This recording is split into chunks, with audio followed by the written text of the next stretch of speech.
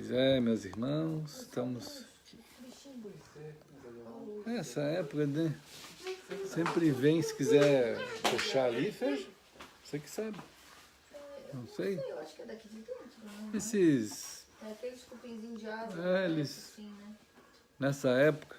Sim, bem chatinho. A gente vai varrer a casa só.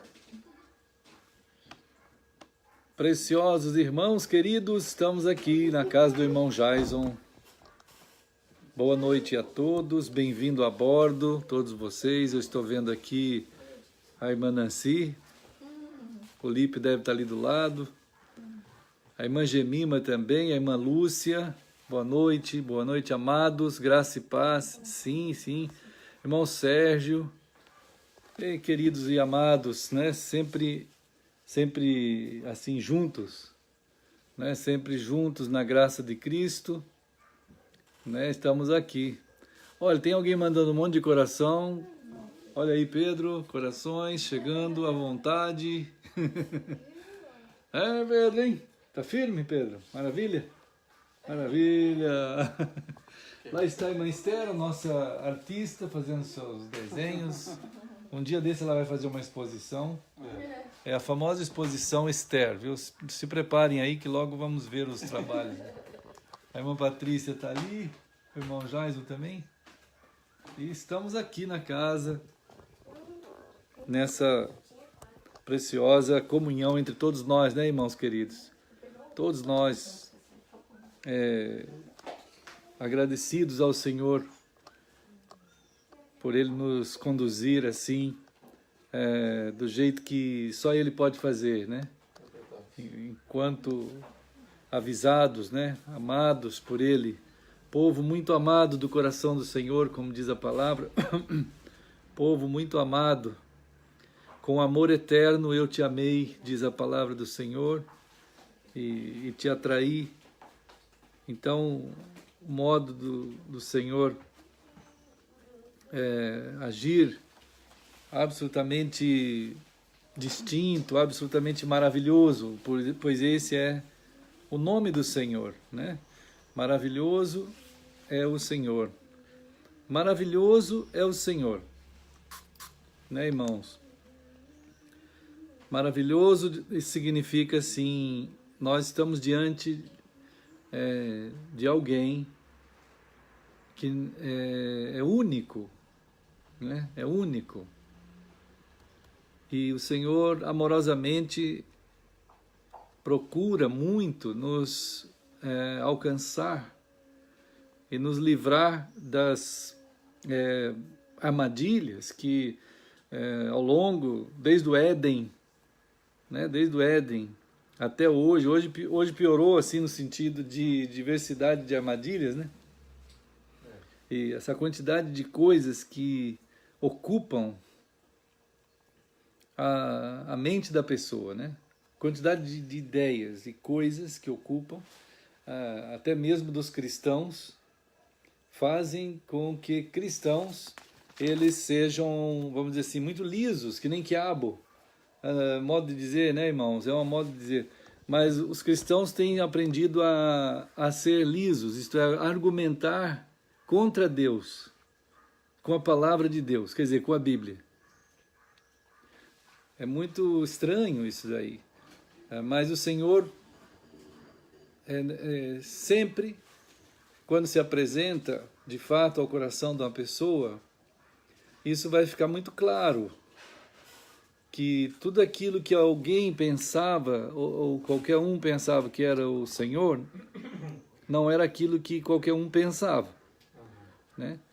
A gente tem vários exemplos, todos na verdade, todos, né, que encontraram com o Senhor aqui registrado na palavra, na Bíblia.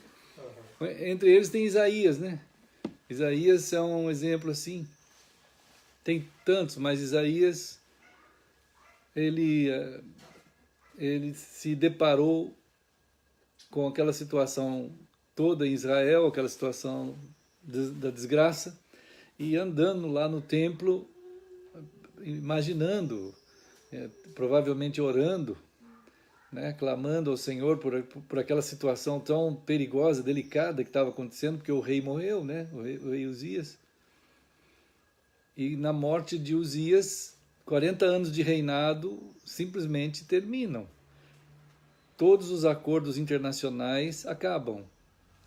E as nações em volta de Israel, eles não viam a hora de arrumar um jeito de invadir Israel e acabar com eles.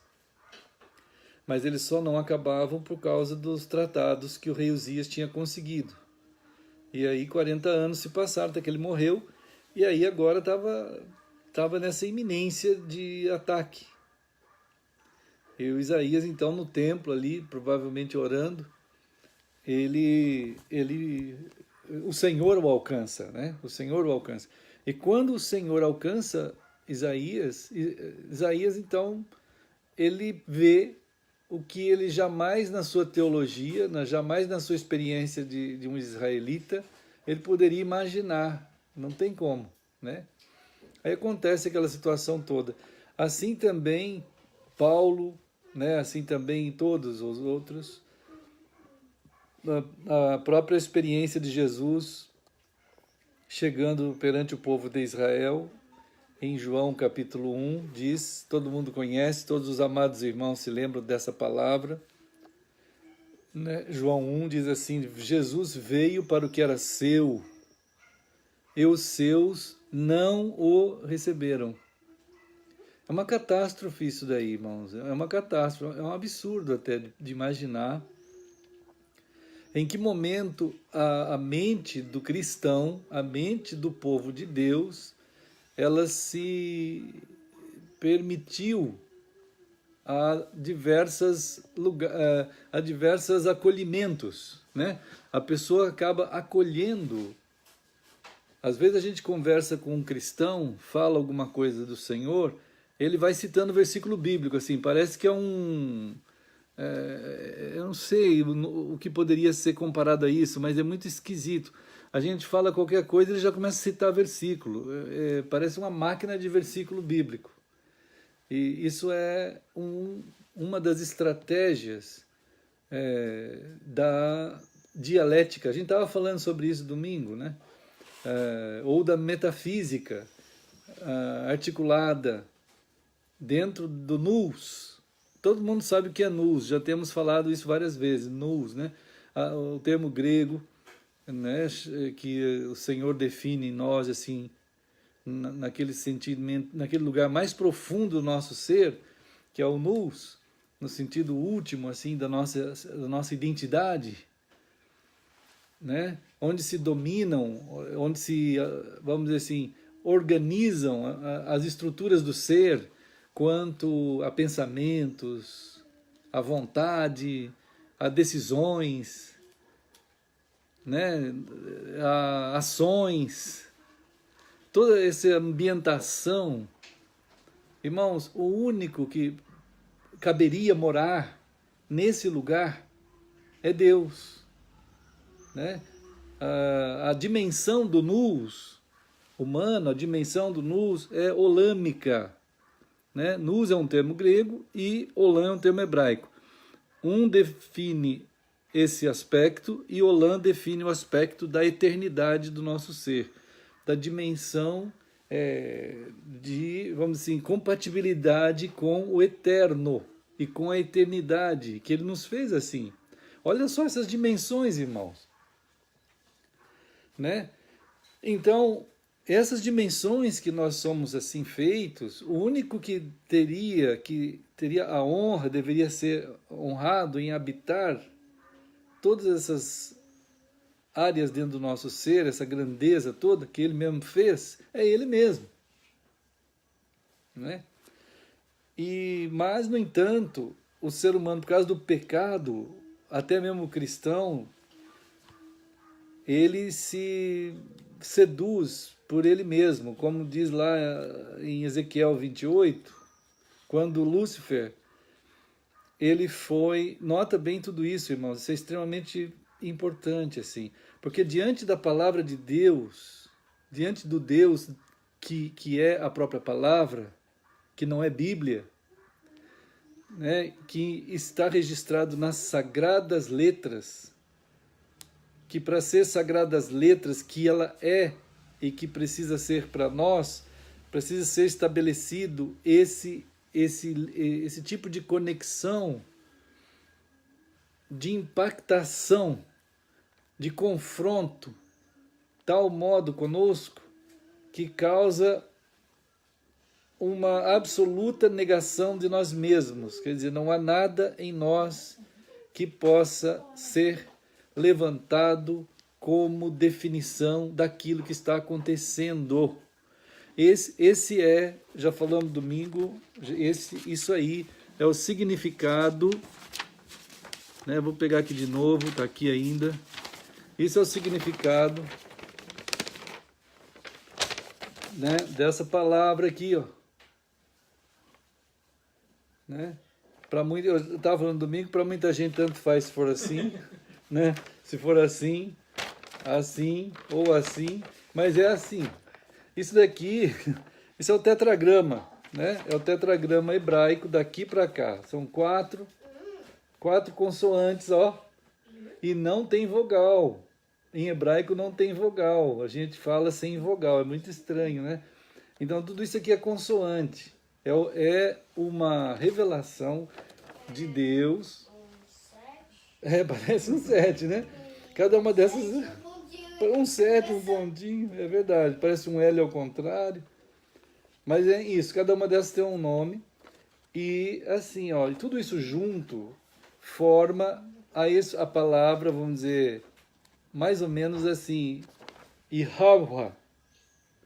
Yahweh. Quer dizer, Yahweh. Não é importante tanto saber falar tudo isso, mas o que isso quer dizer? Yahweh. Yahweh. Parece um nome hebraico, é isso mesmo, parece chinês, é caractere também, exatamente, é feito de caractere. O chinês é assim também, ele tem caracteres, né? E, irmãos, isso aqui, Deus estava dizendo assim,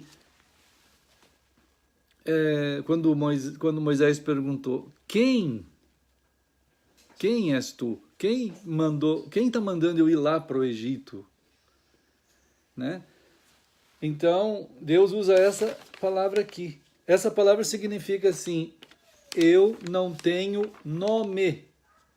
Eu não tenho nome. Deus está dizendo assim, ó, o nome de Deus é eu não tenho nome. Aí o pessoal pôs o nome de Deus em eu não tenho nome. É um absurdo. Não é para fazer assim. Deus está dizendo, revelando para Moisés assim, eu não tenho nome. Aí o pessoal põe o nome de Deus em eu não tenho nome. Yahweh. Aí eles falam que esse é o nome de Deus. Não é o nome de Deus. Ele mesmo está dizendo, eu não tenho nome. Não é possível colocar o nome em mim, diz o Senhor. Não é possível você me catalogar com palavras humanas. Não é possível vocês entenderem a tal ponto que um nome possa me enquadrar. É tão grande, é tão divino, tão sublime o que está acontecendo que é impossível você ter essa condição de expressar algo que me defina. Né? Nem cabe na mente humana, né? Não cabe, não tem palavras humanas capazes de expressar quem é o Senhor. A única forma que mostra quem é o Senhor, irmãos amados, está escrito em Hebreus 1, de 1 a 3. E outros lugares, porque lá em Hebreus 1, de 1 a 3, diz que Jesus é a verdadeira expressão de Deus. Quem vê a mim, vê ao Pai. O nome de Deus é Jesus. Mas isso daí não significa que você agora, conhecendo a teologia de Jesus, ou o nome Jesus, não significa que você conheça Deus. Né? Então, mas a mente humana, o ser humano é tão liso, que é igual com uma criança. Às vezes você chega para uma criança e fala assim, olha meu filho, fala baixo. Ele pega e fala assim, baixo. Já ouviram criança falar assim? Filhinho... Às vezes sim. Hã? A maioria das vezes faz isso, minha mãe também. É, Então, fala baixo. Aí a criança fala baixo. Né? Não é que o pai está falando para a criança falar a palavra baixo. Mas a criança entende, muitas das crianças entendem que você quer que ele fale a palavra baixo. Ele ainda não entende o que é a palavra baixo. Ele só repete a palavra baixo. Então, quando Deus falou essa palavra, muita gente não sabe o significado dessa palavra e repete essa palavra como se fosse o nome de Deus. Né?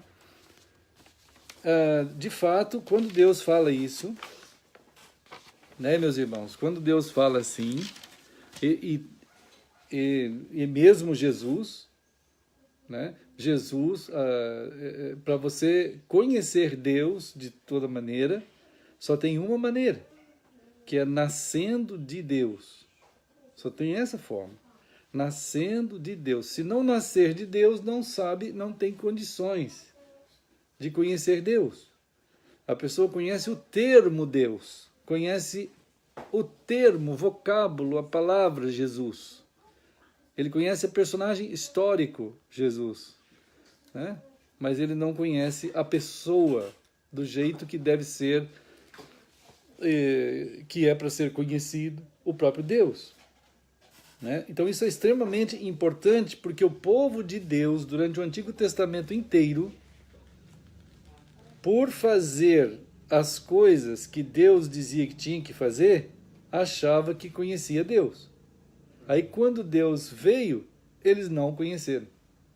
Né? Para eles era só importante fazer aquilo que Deus estava dizendo para fazer.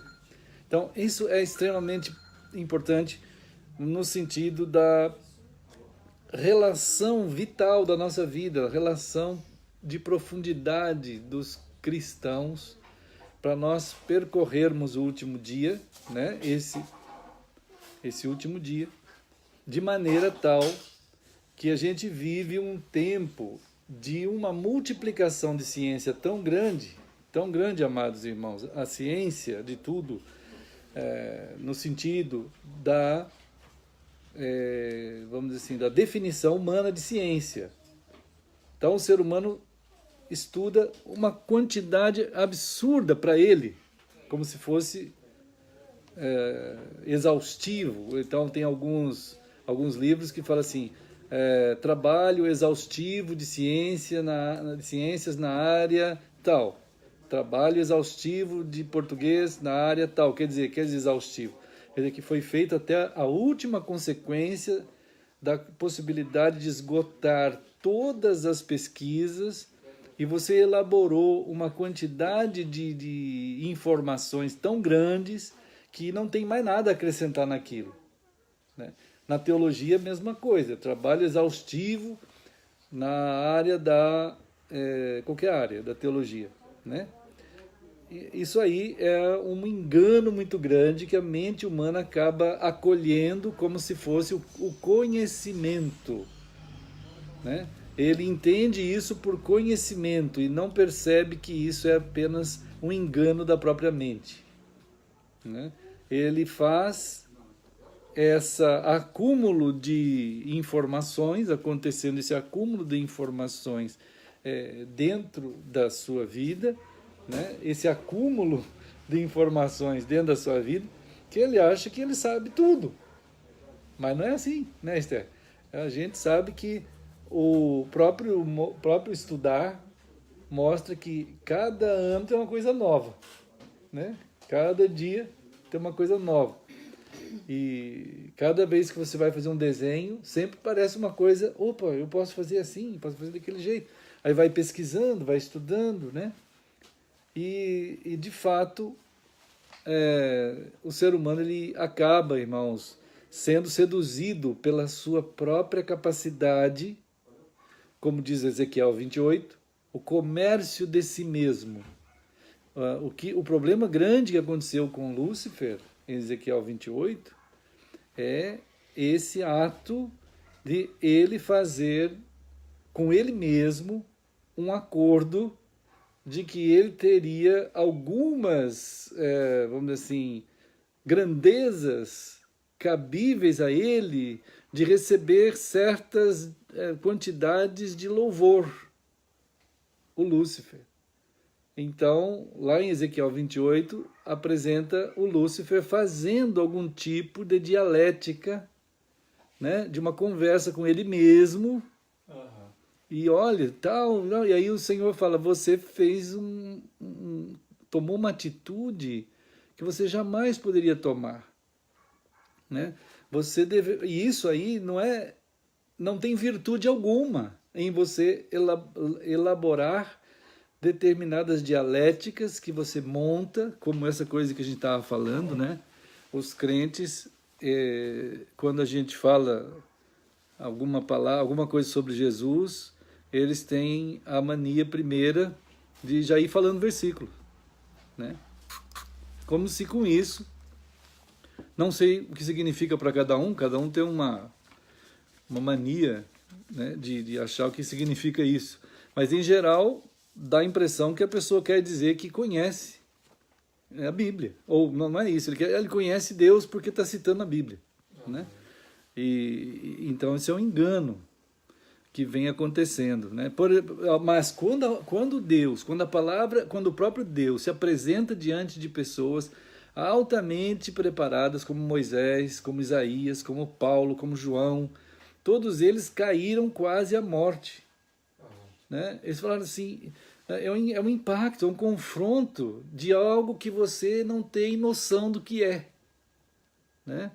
E então as pessoas, de fato, eles se acomodaram dentro do que puderam construir em si mesmos teologicamente. E por isso eles perdem a relação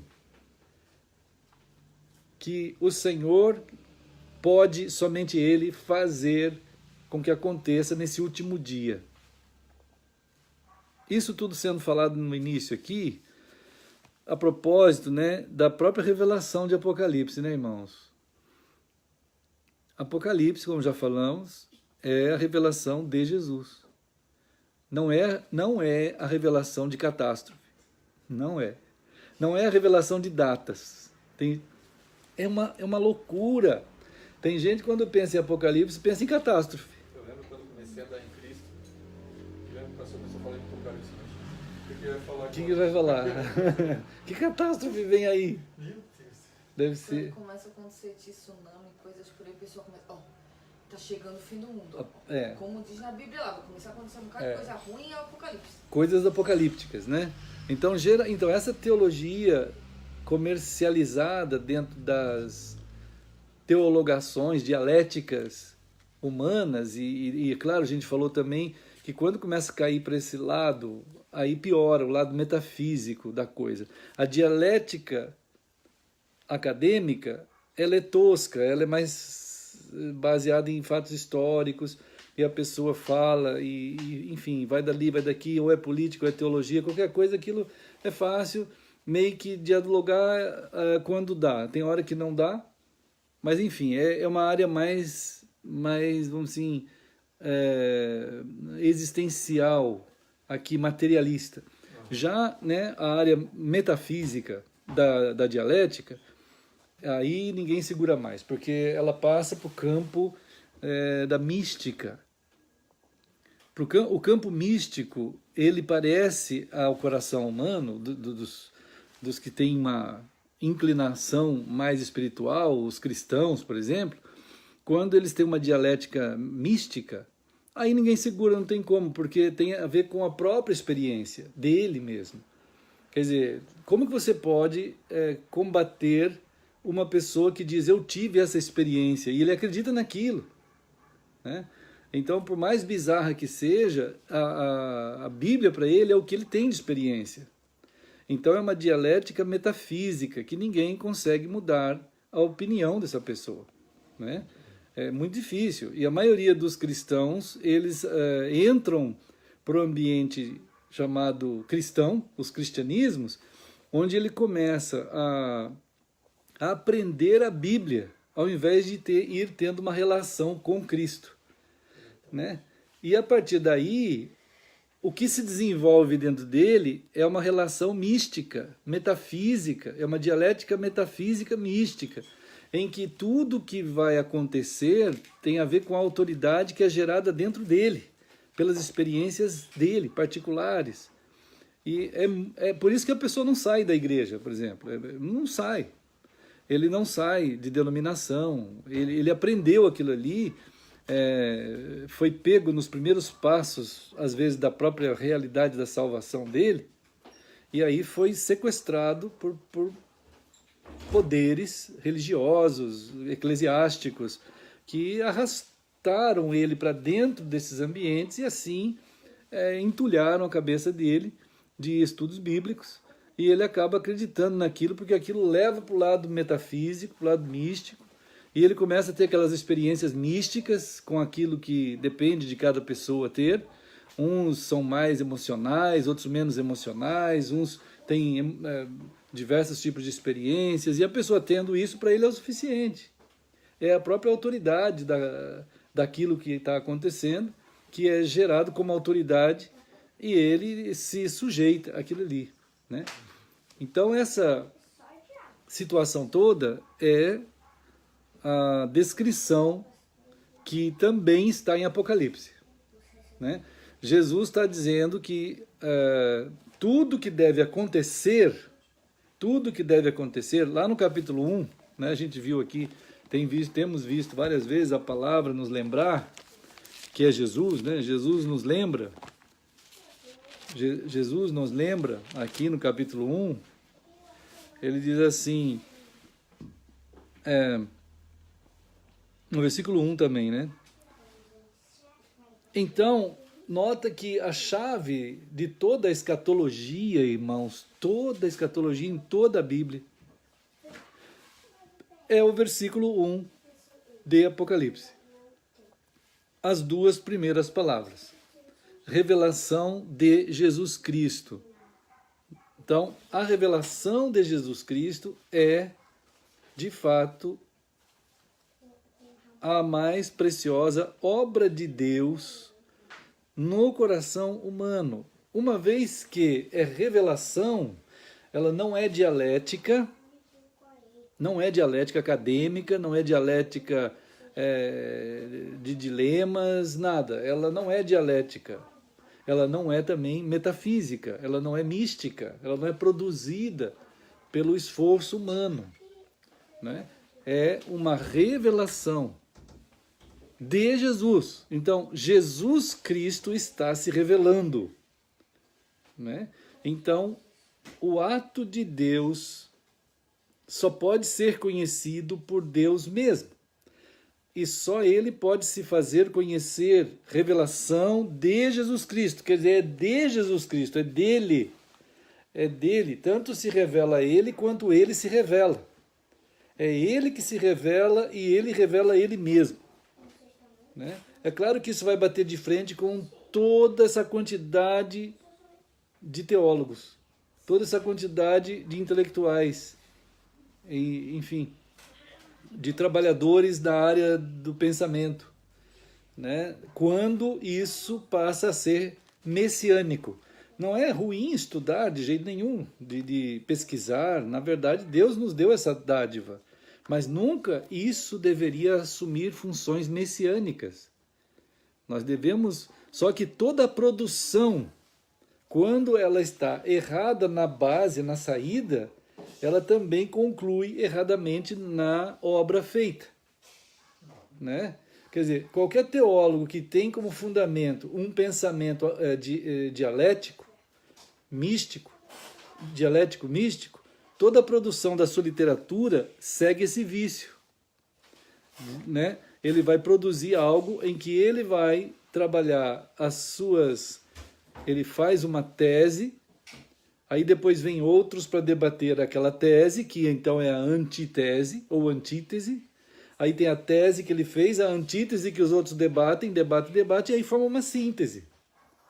A síntese dialética é o resultado de toda essa elucubração mental, esse trabalho mental dos acadêmicos, dos teólogos, mesmo até dos místicos, né? Porque, de alguma maneira, a teologia ela está se tornando mais helenista ainda hoje, quer dizer, mais academicizada, por um lado. O pessoal da chamada alta teologia, eles gostam de dizer que tem doutorado em tantos e tantos doutorados, e igual qualquer ciência do mundo, né? E estudam, depois ficam debatendo as diversas teologias. Aí você tem uma quantidade absurda de teologias, né? Todas elaboradas dentro dos vícios históricos, desde Constantino, com toda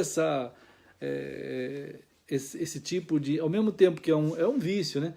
O erro, ele leva ao vício, o pecado leva ao vício. Aí a pessoa fica viciada naquele movimento histórico e aquilo faz com que ele acredite ser certo aquilo lá. E toda a elucubração, todo o trabalho que ele faz está baseado em cima daquele modo de raciocínio, né?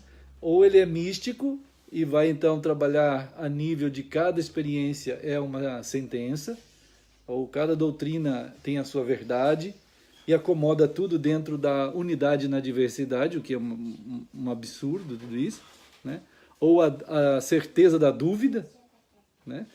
A certeza da dúvida. Quer dizer, os crentes hoje eles estão tão viciados, narcotizados, que eles fizeram um campo imenso de doutrinações diversas, né? A gente estuda a teologia, irmãos, há 40 anos. Então, a gente tem, não só a teologia, várias outras matérias, mas em qualquer... Essa eu estou mais acostumado, né?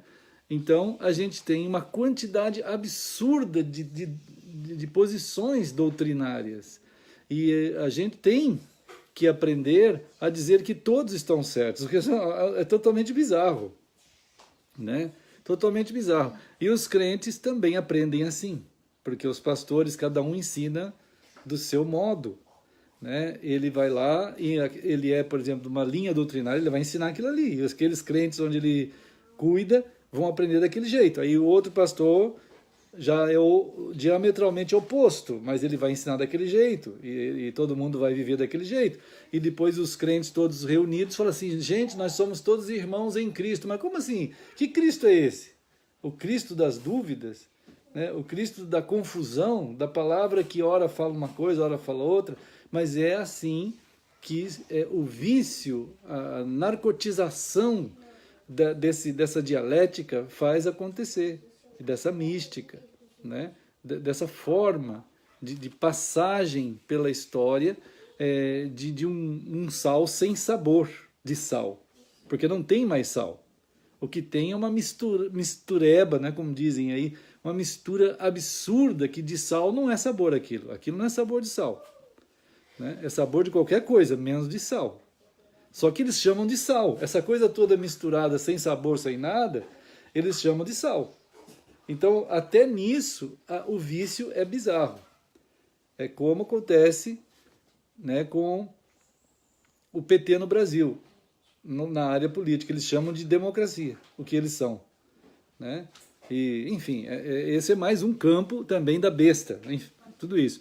O fato, irmãos, é que Jesus está revelando no meio desses acontecimentos a sua pessoa. Então, capítulo 1 de Apocalipse, quer dizer, todo o livro de Apocalipse, toda a revelação de Jesus Cristo aponta para, vamos dizer assim, uma caminhada concomitante. Quer dizer, nós vamos estar andando em um mundo que está acontecendo em toda essa confusão babilônica. Isso é uma Babel. É uma Babel. Por isso que Apocalipse 18 chama de Grande Babilônia mesmo. Apocalipse 17 chama de Grande Meretriz. Apocalipse 2 chama de Jezabel. Espírito de Jezabel. Isso é o espírito de Jezabel. Né? Apocalipse 2, Apocalipse todo. Então, isso daí tudo está caminhando, só que os crentes não veem mais isso. Para eles, eles têm tanta certeza da dúvida que todas as dúvidas é como se fosse uma certeza. E não veem mais. Né? E quando a palavra de Deus não dá margem para corrente alguma, por exemplo, como no caso em Apocalipse aqui, né? Apocalipse você vai, vamos dizer, examinar a palavra do começo ao fim, não tem um momento que você tenha qualquer chance de fazer alguma corrente teológica daqui. Não tem. É um livro muito fácil, muito amplo, muito aberto, muito revelado. Não tem como fazer corrente. Mas os teólogos, pode ser quem for, eu conheço uma quantidade imensa de teólogos que eles têm as correntes de Apocalipse, né, escatológicas, né? E aí o pessoal diz, não, todos eles estão certos, quer dizer, é um absurdo total. Agora, quanto à perfeita revelação que está aqui, e a única revelação que existe, que é de Cristo, que é tudo isso que está escrito aqui, que é Ele sendo revelado por Ele mesmo, isso os crentes não conseguem mais ver, por causa do vício da sua mente, do seu ser profundo, tomado por tudo isso, acomodado e simplesmente defendido até. E quando nós, por exemplo, nós estamos tentando ajudar essas pessoas a perceber o que Jesus está mostrando aqui, que é Ele mesmo, e a pessoa ouve os versículos, ele começa a citar um monte de versículo também. Ele fica citando. Ele vai citando versículo assim, porque isso, porque aquilo. Então, a realidade da vida dessa pessoa dentro, que precisa ser mudada, não é mudada, porque ele tem uma válvula de defesa das suas dúvidas absurdas, que é ficar citando versículo. Quer dizer, tentar, através dos versículos, inibir a ação do Espírito, que tenta tirar ele de dentro disso, para que ele caia no chão igual Isaías, para que ele se proste igual Josué, igual Paulo, igual João, igual todo mundo. E é isso, quer dizer, você não tem mais nada, né? Você tem só o Senhor, quer dizer, você não tem mais nada daquilo, tudo que é dos fatores de acontecimentos que devem acontecer dentro do mundo. Isso é o fator mundial, é o fator global, é o fator da grande meretriz, da grande Babilônia, né? Então, no meio disso, está acontecendo a manifestação do reino de Deus. As coisas que têm que acontecer. O reino de Deus está acontecendo junto com tudo isso. E agora é importante para nós, meus irmãos, demais. Como é que nós vamos percorrer esse último dia no meio disso? Jesus está revelando aqui essas duas coisas acontecendo juntas. Elas estão acontecendo juntas, quer dizer, essa confusão mundial toda, mesmo entre os cristãos, essa confusão toda acontecendo, enquanto isso, o povo restante, o povo santo de Deus também está junto, acontecendo nisso. Então, o que é isso? É uma revelação de que o encontro com a iniquidade é inevitável. É inevitável. O confronto é inevitável. É inevitável. Chega a tal ponto que, conforme aqui na palavra, em Apocalipse, vai revelar, uma quantidade imensa de cristãos que vão ser mortos, né? E eles estão sendo mortos ao longo desse último dia, até mesmo a morte vai acontecer, porque os cristãos, os verdadeiramente cristãos, aqueles que, enquanto essa Babilônia segue, acreditando que tem alguma relevância, essas coisas devem acontecer, como Jesus falou, deve acontecer, mas deve acontecer também o caminhar do cristão no meio disso daí tudo, né? Eu lembro muito de Josué capítulo 5, Josué capítulo 5, o Senhor tem nos lembrado, né, a todos nós, de Josué capítulo 5, que nós devemos ter muito temor e amor, né, no nosso coração.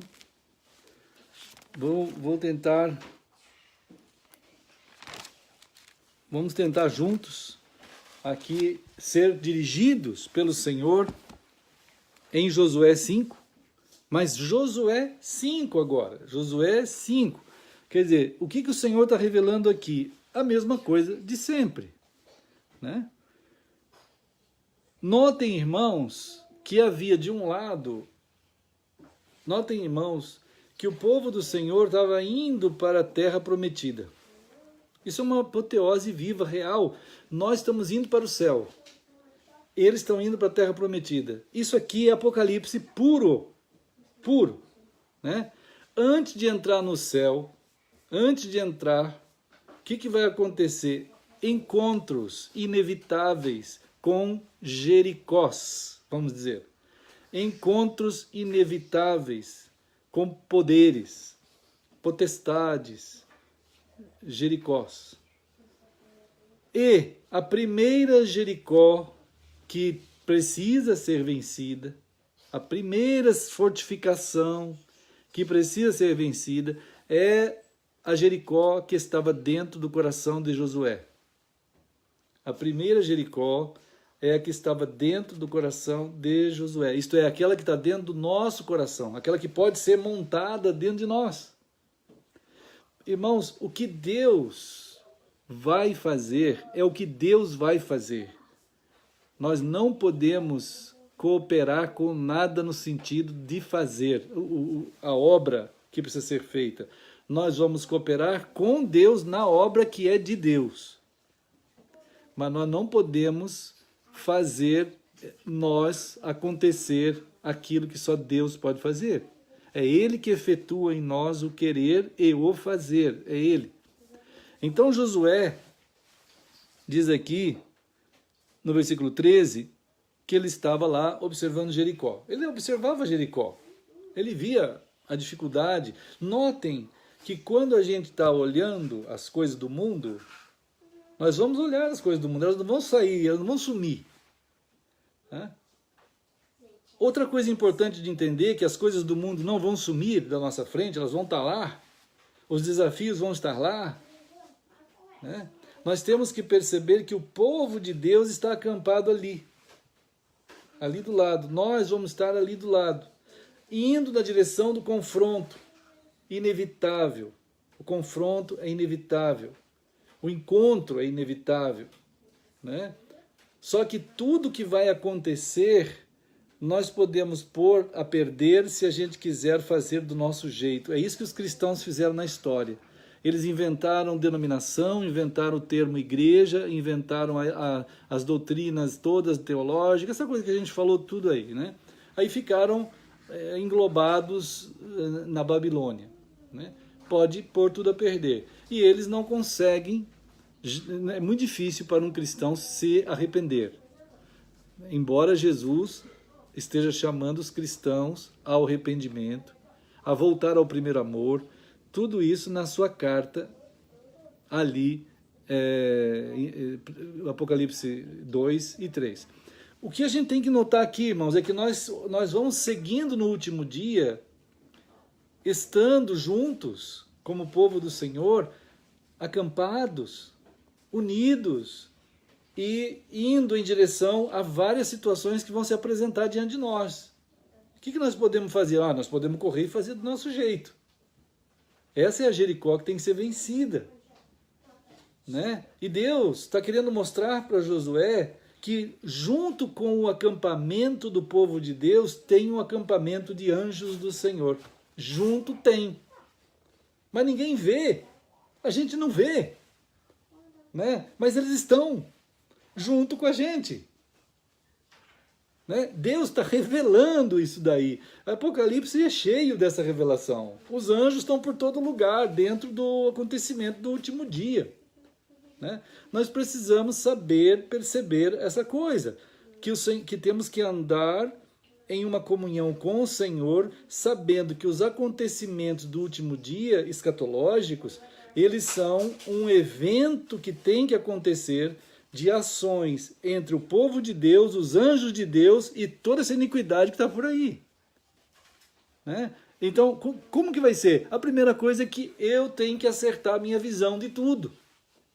Eu posso olhar e ver todas as dificuldades na minha frente. A gente vê fácil. É a primeira coisa que a gente vê. A gente vê as dificuldades, assim, ó, a gente é rápido. Aqui, não sei o que. Aí, então, aí lá vem o anjo do Senhor. Né? Olha só. Olhou e estava do lado. Irmãos, uma loucura total. Eu fico vendo assim, irmãos, eu trabalho muito também com a pesquisa da arte bíblica.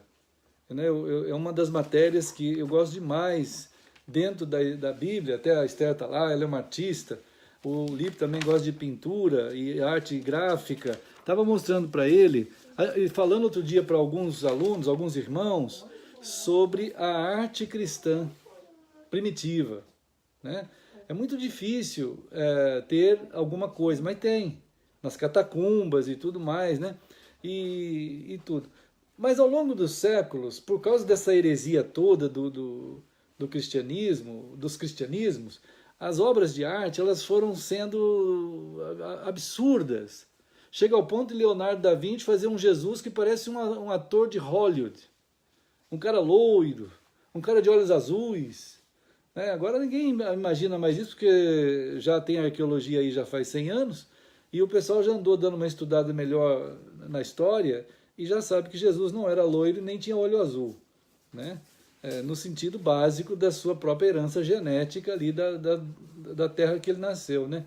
Então, mas é só para dizer que é muito difícil ter uma representação artística correta. Eu tenho procurado, sempre que passo para os irmãos, as representações artísticas da Bíblia. Irmãos, é uma pesquisa profunda, tanto no significado bíblico, quanto no significado daquilo que está sendo feito por alguns artistas, se correspondem com a Bíblia ou não. Uma foto, um filme, né? O que a gente mais vê hoje, irmãos, nesses filmes, nessas séries que passa na Record, que passa esses negócios bíblicos, chamam de bíblico isso. Mas nem bíblico irmãos, nem bíblico é. Se fosse bíblico, eu ainda dava um desconto. Mas você vê os caras falando assim, você vê lá, por exemplo, Josué, vamos usar um exemplo, né? Josué falando com Moisés assim, cara, a coisa tá feia por aqui, né? Irmãos, é um absurdo, ninguém falava desse jeito no tempo, né? Outro dia eu estava assistindo um filme, também um filme, não esses da Record, um outro filme aí, chamado Gênesis. É uma produção norte-americana, um absurdo de produção, um absurdo de produção. Os caras pareciam que daqui a pouco ia pegar um carro, porque parecia as casas deles, pareciam aquelas casas dos colonos norte-americanos do século XVII, né? 18 por ali. E uma coisa bizarra, a turma com aquelas roupas dessa época, do século XVII, XVIII, e eles lá, e era o Noé. Que absurdo, é uma loucura. Não é desse jeito, né? Então eu estou falando isso porque a gente tem a heresia multiplicada em todas as áreas do conhecimento, né? Nas músicas, em tudo, nas artes, na representação bíblica em termos de filmes, em termos de obras de arte. Eu estou falando isso também porque quando a gente lê aqui na palavra que o Josué estava ali... Josué era um general, irmãos. General. Era um homem assim, militar. A turma, essa geração nossa que está vivendo hoje, ela está sendo testemunha do quanto o esquerdismo quis demonizar os militares. Né? Demonizar os militares. Fizeram de tudo, tentaram de tudo, não conseguiram muito, mas um pouco conseguiram, mas não muito. O fato é que a questão vamos dizer, ações militares e ações vigorosas, elas não são compreendidas na leitura de uma teologia cristã semi-gay. É uma teologia cristã semi-gay. A turma, assim, tem uma mentalidade que formou uma teologia que tem medo de olhar quando tem alguma coisa assim meio pesada, ele não consegue, ele começa a ficar passando mal, ele não consegue ver que Deus tinha vigor em agir. Tem até um livro muito interessante, Porque Deus Mandou Matar. Né? Tem esse livro, interessante. Mas o pessoal não consegue suportar determinados atos de vigor. Quando eu estava pesquisando aqui, eu queria achar uma figura de um anjo que representasse melhor o anjo bíblico. O anjo bíblico. Todas as vezes que o anjo bíblico aparece, as pessoas quase morrem de medo. Né? Agora, eu fui procurar um anjo, irmãos, uma representação de Josué, capítulo 5. Olha só que anjo me deram, irmãos. Parece um gay. Isso é um absurdo, irmãos. Olha que anjo, olha a espadinha. Olha o jeito. Não dá, isso é um absurdo. Olha só o jeito de anjo, com aquela espadinha no ombro. Não é possível isso. Não é possível, irmãos. Mas era o texto de Josué 5 representado artisticamente. Não pode. Nós estamos precisando de artistas que procurem compreender a revelação com profundidade para representar realisticamente aquilo que a Bíblia apresenta, que Deus apresenta. Olha esse outro anjo, irmão. Olha esse. Isso aqui é um absurdo de anjo. Olha. Você acha que isso é um anjo, irmão? Isso é um absurdo. Né? De acordo com o relato bíblico. Aqui já melhorou um pouquinho. Esse anjo já está um pouco mais sério. Ó. Essa representação aqui, ó. Já melhorou um pouquinho. Olha, já está um pouco mais sério. Mas a espadinha dele, irmãos, isso não é uma espada, irmãos. Isso é um canivete. Isso não é possível, irmão. Não é possível. Agora, eu achei uma representação, não sei se vai dar para vocês verem aqui, de um bom anjo. Ó, não sei se vai dar para ver, mas acho que vai. Ó, esse daqui é um anjo. Mais próximo. É, o anjo. Esse é um anjo mesmo. Então, uma espada nua na mão. Assim, né? Isso aqui é uma representação. Quando o pessoal da Bíblia via um anjo, eles quase caíam. Isso aqui é uma representação. Não estou falando que isso aqui é um anjo. Isso aqui é uma representação melhor. Né? Melhor. Quer dizer, toda aquela definição de Efésios 6, quando diz assim, armadura de Deus. Armadura de Deus, irmãos. A armadura de Deus não pode ser um negócio desse aqui, irmãos. Ó, não é possível. Isso aqui não tem a ver com Efésios 6 nunca. Nunca. Efésios 6 é assim, ó. Efésios 6 é assim. Efésios 6, ó. Efésios 6, tá? Então, irmãos, é uma heresia atrás da outra. E é muito difícil, né? E as pessoas estão, assim, com uma mentalidade de mimimi tão grande que não conseguem entender.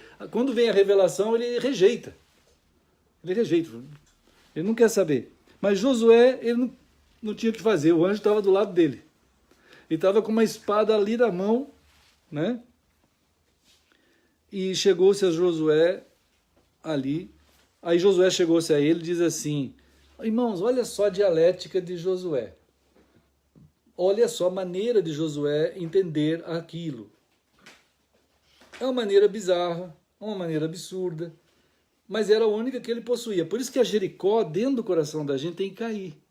E Deus é o primeiro a querer tirar essa Jericó, fazê-la cair mesmo. Essas questões erradas, né? Perguntas erradas, perguntas idiotas.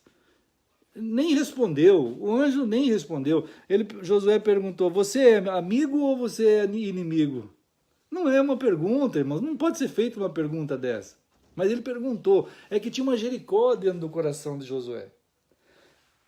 Quando a gente está caminhando no Senhor, nós vamos estar sendo alcançados pela palavra. Claro, se a gente fizer perguntas tolas, o Senhor vai nos ajudar, como ajudou aqui, né? Josué, claro, ele vai ajudar. Simplesmente o anjo do Senhor disse assim, não. Né, irmãos? Não. Não. O que significa essa resposta? Josué, né, foi impactado. Ficou impactado. Josué, ele recebe a resposta de que aquilo tudo que ele pensava, nada é. Irmãos, o Senhor, ele não é amigo e nem inimigo. Ele é o Senhor. O Senhor é o Senhor. Não existe para o Senhor amigo ou inimigo dele, no sentido que possa fazer do ser humano um amigo por ele mesmo, um inimigo por ele mesmo. O Senhor é o Senhor. Entende? É o Senhor. Quando o Senhor chega, aquilo que é, e aquilo que não é, acaba. Entende? Então, quando o Senhor está notificando ao seu povo que quando o Senhor chega, é isso mesmo que vai acontecer. Aquilo que é, permanece. Aquilo que não é, cai. Né? Vai ficar. Não existe como alguém resistir ao Senhor. Não existe como alguém ficar amigo do Senhor por si mesmo. É o Senhor que alcança e torna aquela pessoa dele. Através de Cristo, através da cruz, a pessoa nasce de Deus. E a partir daí, ele é incorporado no corpo de Cristo, se tornando um mártir, uma testemunha, um peregrino. 1 Pedro 1, forasteiro. 1 Pedro 1 diz assim, agora vocês são A palavra é 1 Pedro 1. A palavra é muito importante, irmãos. A palavra é muito importante, que é usada em 1 Pedro 1 aqui. Preciosa palavra, irmãos. Preciosa palavra. 1 Pedro 1. Foi traduzido em português por forasteiros. Isto é, para, em grego é para epidemos. Não pode ser traduzida por forasteiro, é claro que não dá certo. Nós estamos corrigindo a tradução na versão ata, né? Não pode ser forasteiro. A palavra é para epidemos. Demos é povo. Epi é estar em volta do povo e do lado do povo, junto com o povo, né? Vocês agora, em Cristo, vocês foram eclectos. Eclectos é eleitos. Eleitos é ek. Ek tem aquela mesma, né, preposição lá, aquela mesma palavra ek. E chamando a pessoa, chamando de. Quer dizer, ek lego, quer dizer, eclecto. Você foi chamado, você foi olhado por Deus, você foi eleito é um ecleto, isto é, eclego. Isto é, você foi tocado pela palavra de Deus, tirado de lá pela palavra, escolhido, chamado, porque aquele que fez isso, ao fazer isso, isso é um dom. Eclego é um dom. Para que você, tendo sido tocado dessa forma pela palavra, você vai ter uma relação com aquele que chamou para um algo que esse que chamou tem para ti. Né? E esse algo que esse que chamou tem para ti, te fez então um eclego, né? Ele te fez para epidemos. Quer dizer, para que você entenda bem que você é levado a estar junto com o povo, do lado do povo e colado com eles. Você vai estar ali. Você vai estar nessa condição. Colocado assim, diz aqui no versículo 1 ainda, na diáspora. A verdadeira diáspora, meus irmãos, está aqui no versículo 1, dispersão, não é judaica. Tem na história aí, ó, quem pode estudar a história, tem a diáspora judaica. E é até o que as pessoas estudam na história. Pouca gente estuda a diáspora cristã. A diáspora judaica acabou. No ano 70, todo mundo foi disperso, acabou. Mas a diáspora cristã, que deveria o cristão entender ela, a partir dessa revelação aqui, a maioria dos cristãos, quando pensa em diáspora, pensa nos judeus. Mas a diáspora verdadeira é dos cristãos. Está revelado aqui em 1 Pedro 1. Quer dizer, nós fomos eclego, escolhidos, separados da parte de Deus, né, para que possamos estar do lado do povo, junto com o povo, para epidemo. Para é a mesma palavra para Espírito Santo. Paráclito, né? Nós também somos para, que vai ficar junto, colado com o povo, né? Mas isso vai acontecer numa dispersão, numa diáspora. Quer dizer, nós vamos ser mandados pelo mundo inteiro. Aqui até vai falando dos lugares aqui, né? E esse paralego, quer dizer, eclego, que é eleitos, segundo a presciência de Deus, no versículo 2. Olha só. Aqui tem uma outra palavra importante. Nós fomos, por Deus isso aconteceu, na pessoa do Espírito, isto é, em santificação. Né? Em santificação, quer dizer, pela inclusão na pessoa de Deus. A palavra santo aqui, irmãos, no Espírito Santo, é muito importante, porque agora nós estamos incluídos na santidade de Deus pelo Espírito. Né? Para que possamos, então, obedecer. Olha só assim dá para obedecer. Obedecer, né? Obedecer. E a aspersão do sangue de Cristo, isto é, a continuidade da graça que há na vida que Cristo nos dá, há de nos levar continuamente e eternamente, multiplicadas, né? Então, isso aí é para entender um pouquinho de Josué, capítulo 5, né? Josué 5 estava lá naquela situação e a gente vê no versículo 14 o príncipe do exército do Senhor, quer dizer, o anjo do Senhor, Cristo, ele diz assim, eu sou o príncipe do exército do Senhor. Então, irmãos, esse exército do Senhor, amados irmãos, é este exército do Senhor que ia fazer Jericó cair. Não é o povo que ia fazer Jericó cair. É esse anjo que agiu poderosamente, olha só, é o poder de Deus que derrubou as muralhas de Jericó. E isso aqui todo mundo sabe teologicamente, mas na prática, para acontecer isso na nossa vida, é preciso que aconteça um encontro de tal monta, de tal grandeza com o Senhor, em que você deixa cair qualquer tipo de interpretação que você tenha, de perguntas esquisitas. O Senhor vai corrigir. Sai fora, povo meu, diz Apocalipse 18:4. Deixe as Jericós das denominações, deixe as Jericós das igrejas, deixe as Jericós das teologias, deixe as Jericós das assembleias, ou seja lá o que for que montaram aí, das eclesiologias. É claro que isso vai bater em cada cristão, e cada cristão vai ver o tamanho da muralha que tem, e que nem mesmo, às vezes, essa palavra, a palavra de Deus, vai quebrar essa muralha. Ele não deixa cair. Tem cristãos que não deixam cair mesmo. Ele fica parado na primeira, ali, na muralha ali, ele não vai, ele não passa, né?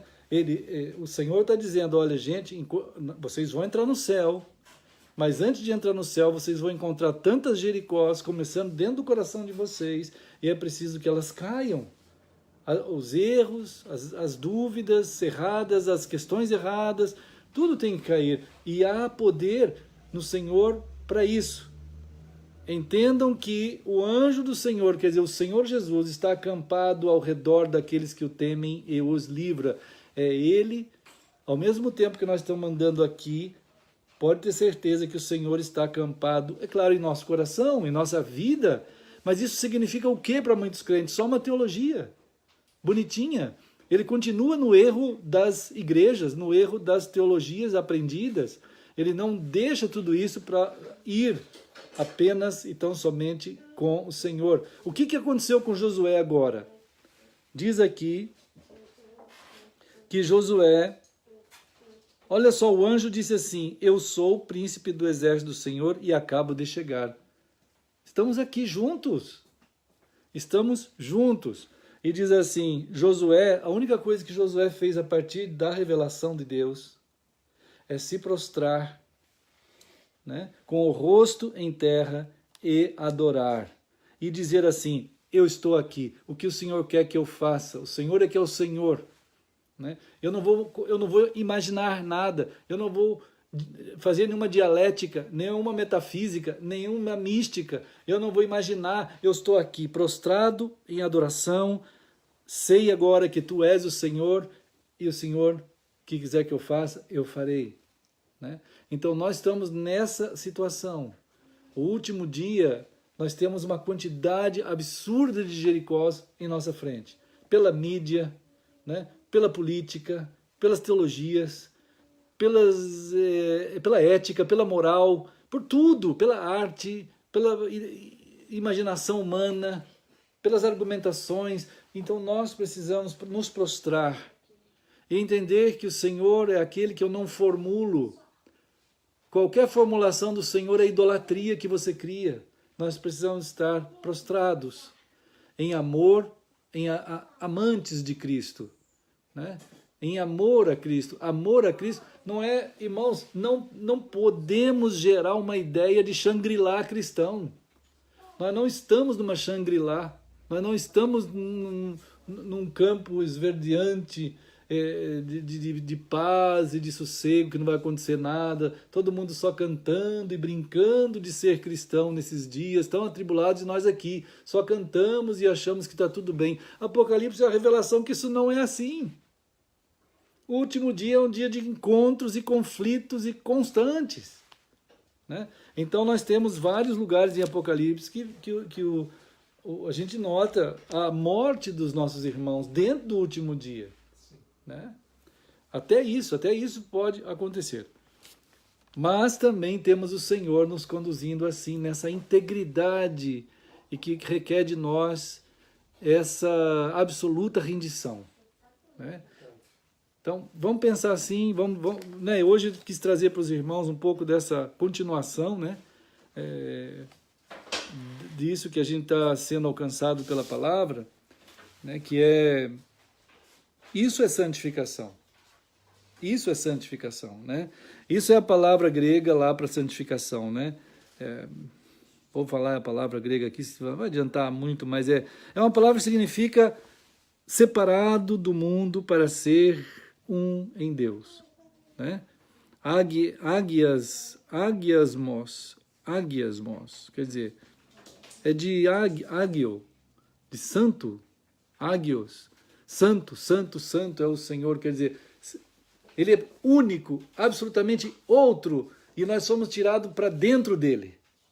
Não é para ficar pondo nome nele, teologia dele, é para dentro dele nós somos, para que prostrados em amor, a gente no confronto, nos encontros e nas batalhas desse último dia, a gente de fato ande no testemunho que o Senhor quer que a gente dê. Algumas muralhas de Jericó a gente vai ver cair, outras a gente não vai ver, né? No caso, por exemplo, Josué já é diferente de Isaías. Enquanto Josué viu uma cidade inteira cair no pó, Isaías viu o povo de Israel inteiro desaparecer. Pelo menos 10 tribos desapareceram, né?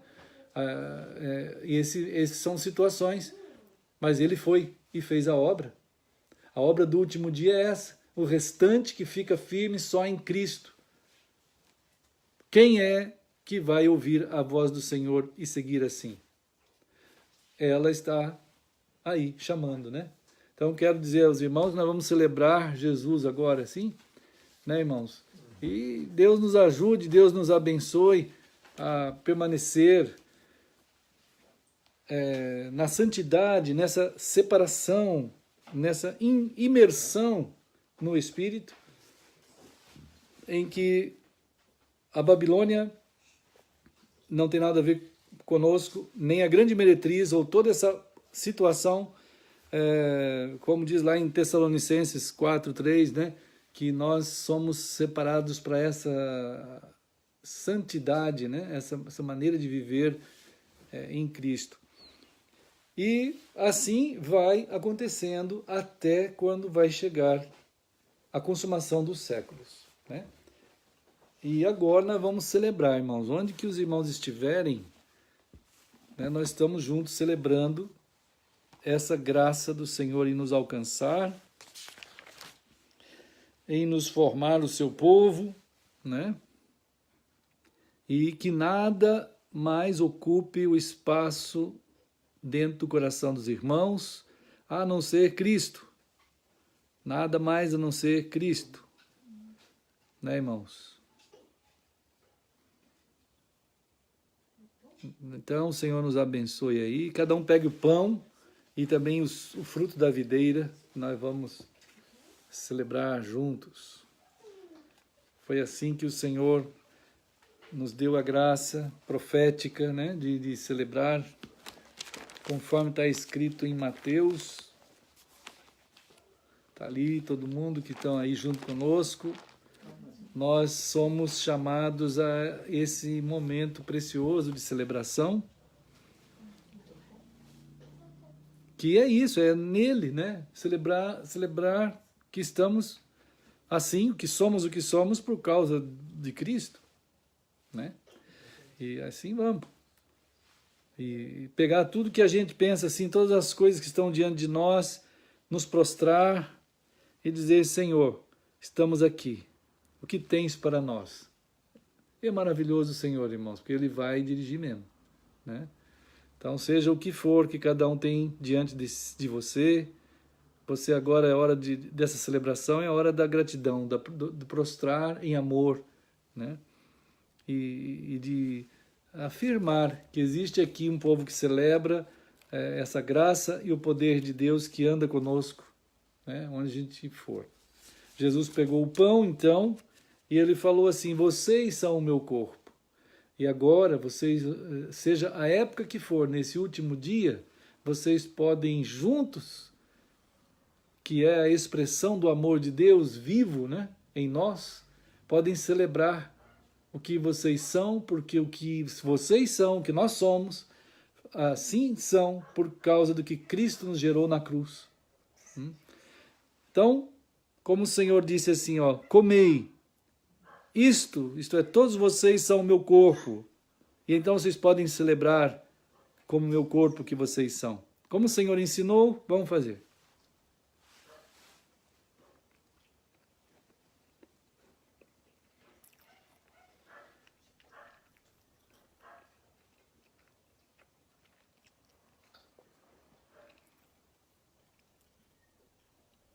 Senhor querido, eis aqui diante de Ti, né, Senhor, tanto na casa do Teu servo, irmão Jaison, irmã Patrícia, irmã Esther, irmão Pedro, e assim também tantos irmãos que estão em tantas cidades e tantos lugares, e o Senhor está vendo no Teu olhar com chamas de fogo, e que é tão justo e amoroso. Nós todos estamos celebrando o corpo gerado por Ti lá na cruz. O corpo que foi gerado, que nos fez corpo Teu. Nós celebramos a imensa dádiva de nós termos sido feitos filhos de Deus, corpo de Cristo. Assim nós celebramos em nome de Jesus. Amém. Irmãos, também Jesus pegou o suco da videira, né? E Ele falou assim, o meu sangue vai ser o sangue da nova e eterna aliança, né? No sangue, Jesus falou, no meu sangue está a vida eterna, que está a marca de vocês como filhos de Deus. Vocês agora têm o sangue de Jesus em vocês. Vocês são vivos por causa desse sangue, né? E ao mesmo tempo Jesus falou, eu fiz isso e ainda vai chegar o dia que eu vou voltar. E aí levar vocês para o céu, né? Então vocês vão poder fazer uma festa antecipada, celebrar cada vez que vocês estiverem juntos, né? E então, como o Senhor ensinou, vamos fazer.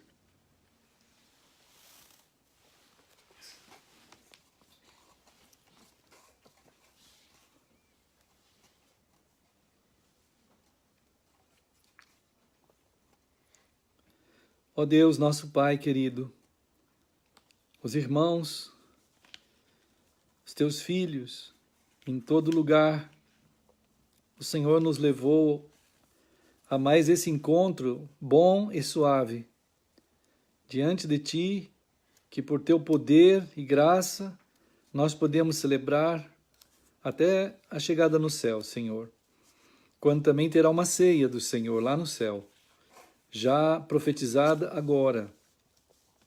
E aquela lá no céu, nós vamos estar juntos com esse eterno Senhor e Salvador, que é Jesus Cristo. Nós queremos agradecer, termos podido mais uma vez, junto com tantos irmãos, em tantos lugares, celebrar mais uma vez o Senhor. Ó Senhor, obrigado. Precisamos tanto de Ti, Senhor. Em nome de Jesus oramos. Amém. Irmãos, então é isso aí, meus queridos. Pedro. Pedro vai vir aí, dá uma força, lá vem ele. Olha lá, maravilha. Obrigado, Pedro. Maravilha. Opa, tá indo para lá. Bom, meus irmãos, fiquem firmes. Olha, então vamos fazer um tchau aqui, irmão Jaison, a irmã Esther. a irmã Patrícia e o irmão Pedro, né? Tchau, Deus abençoe. Amados, olha os corações. Corações, maravilha. Tá suspeitando que é a Nancy, esses corações aí. Não sei, não é não, acho que também é a Lúcia. É a Lúcia que eu tô vendo. Lúcia, dando corações pro Pedro, maravilha. Deus abençoe, irmã Lúcia e todos os amados em tantos lugares, viu? Maravilha. Fiquem firmes. Tchau. Qualquer coisa, irmãos, vamos compartilhando, tá bom? Foi uma bênção termos estado juntos mais um pouquinho. Né? Em nome de Jesus. Podem entrar em contato com qualquer coisa, tá bom, meus irmãos? Em nome do Senhor. Amamos vocês em nome de Jesus.